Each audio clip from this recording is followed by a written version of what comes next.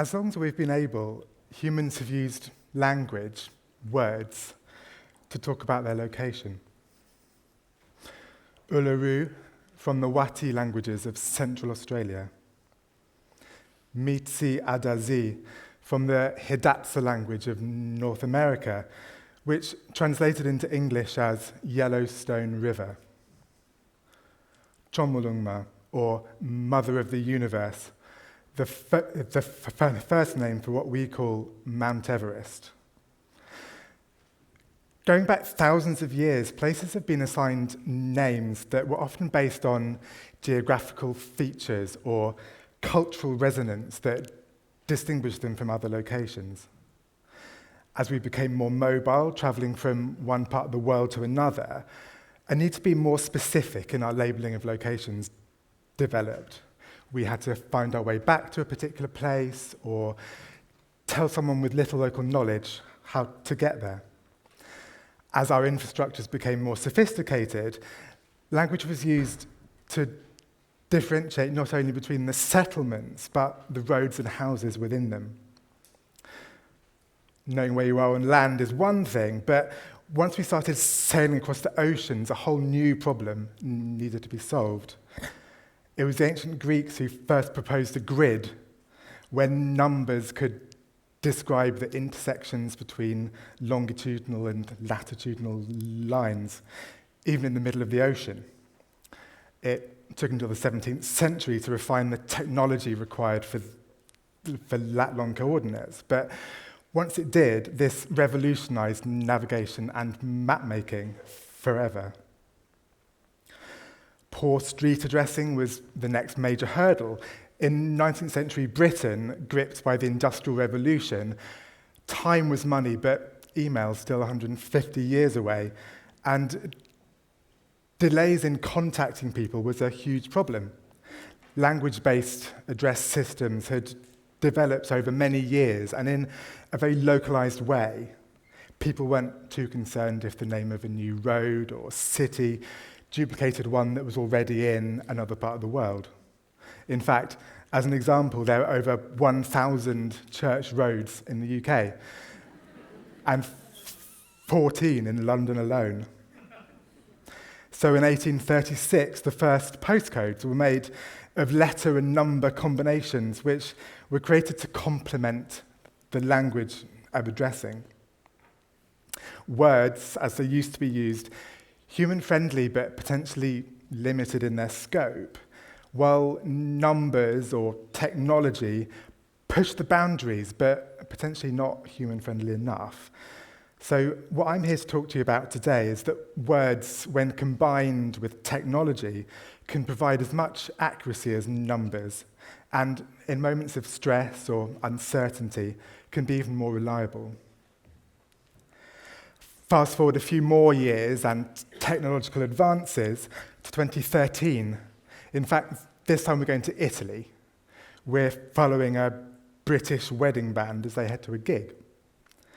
Unfortunately, due to a confusion in similar street addresses and the driver unwittingly selecting the wrong one on his sat-nav, they unloaded all the equipment an hour north of Rome, where, in fact, they're meant to be an hour south of Rome.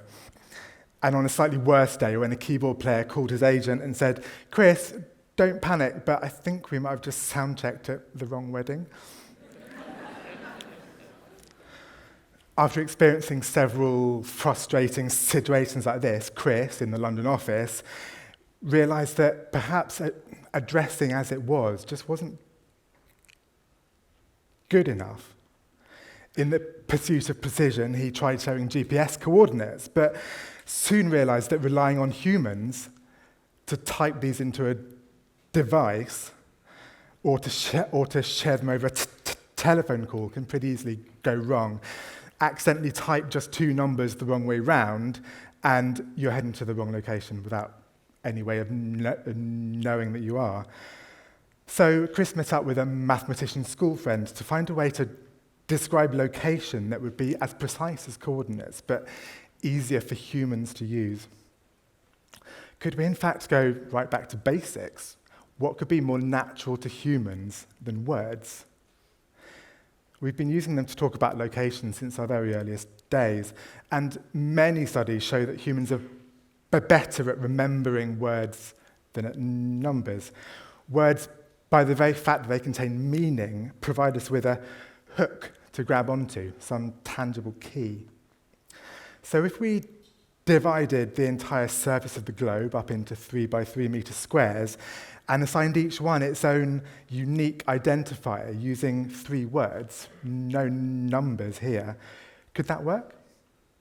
3 randomly generated words, nothing intended to describe the place, they would simply be the blocks to build a new human-centric coordinate system.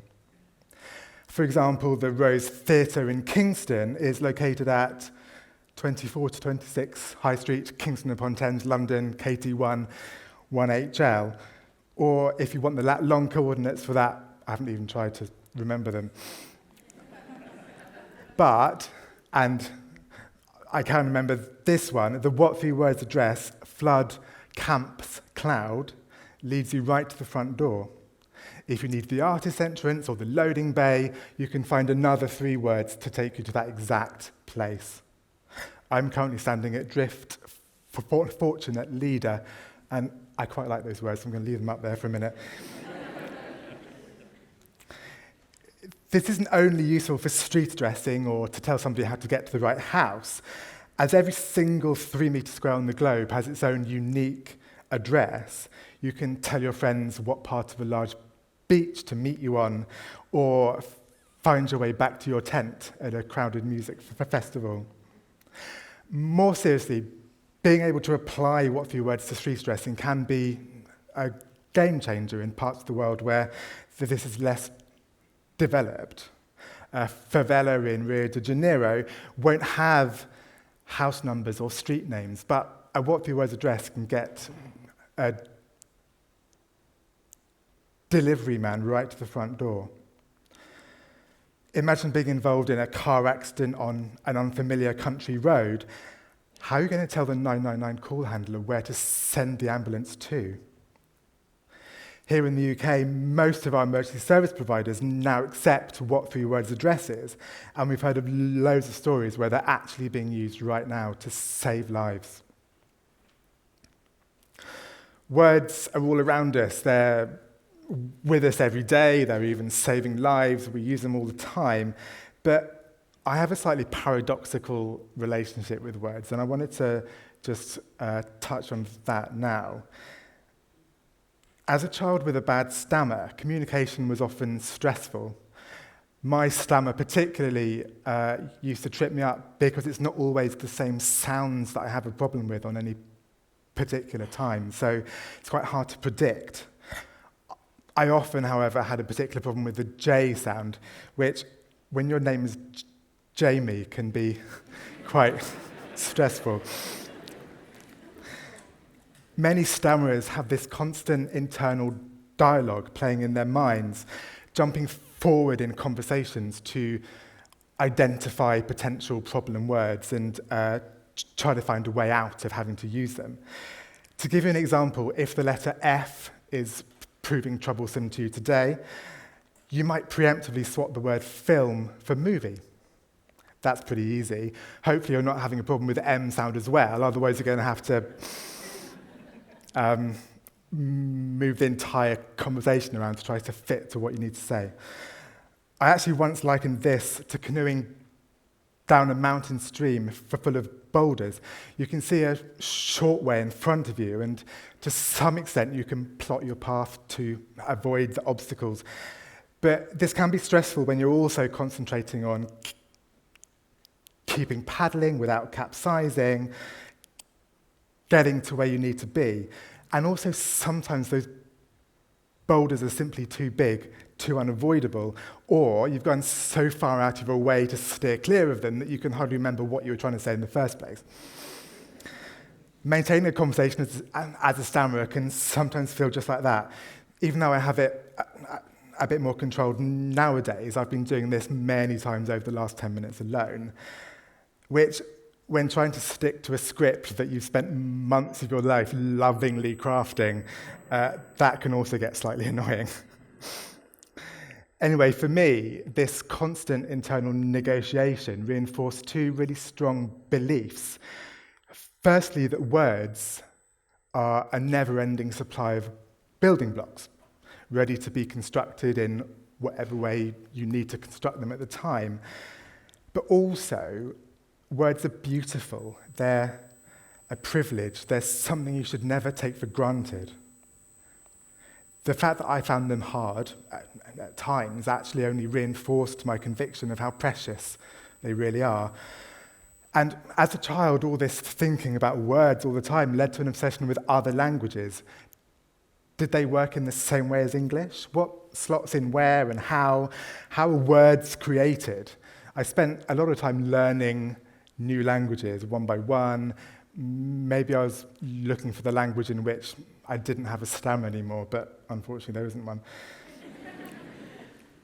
I learned, for example, that the Icelandic language has this really fascinating approach to coining new words.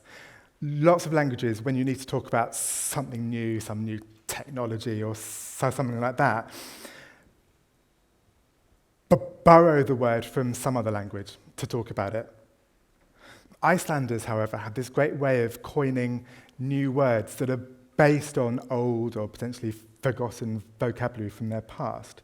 So, for example, their word for computer, tölva, is a combination of the words the words number and priestess. Anyway, so I went on to study linguistics. I worked in the language industry as a teacher, then as a translator. I learnt more about how languages both facilitate communication, but can also bind you to a community or a shared history. Your native language is part of your identity, and it helps connect you to new concepts, new innovations.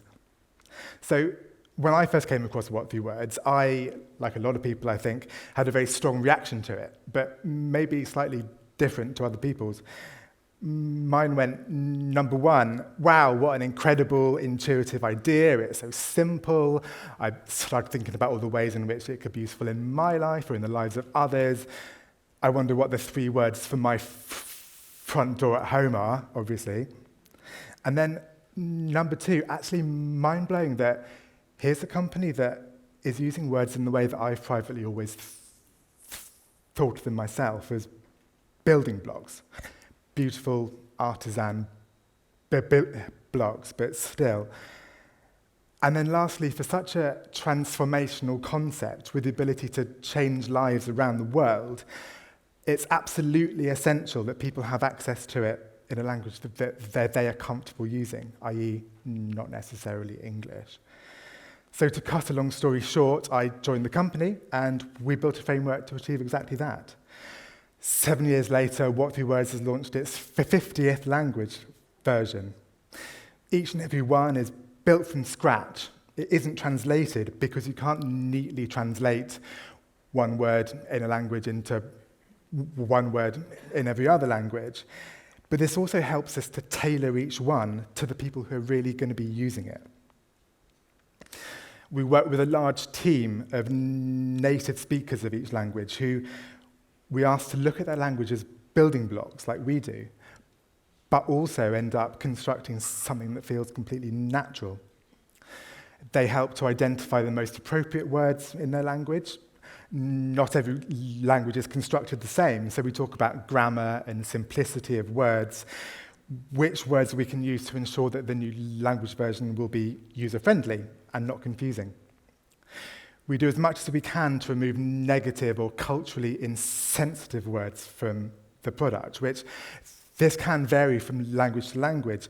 What one community finds unacceptable isn't always correlating to some other community. And we talk about this at length to ensure that our product provides a really high-quality experience. Everything my team does is geared towards unlocking What Few Words technology for everyone in the world, not just those who speak English. Throughout our history, language has cut to the very core of what it means to be human. And while the world is even more connected than it's ever been, it should be our goal that everyone is able to access technology of any form in the language of their choice. I think it can sometimes feel that technology is taking over the world, pushing humans away from the core of our own experience. But I think that technology and language can actually can work together in rather beautiful ways to enable each other, blending thousands of years of advancement in both fields to arrive at elegant solutions that are practical, intuitive, and potentially life-saving. Thank you very much.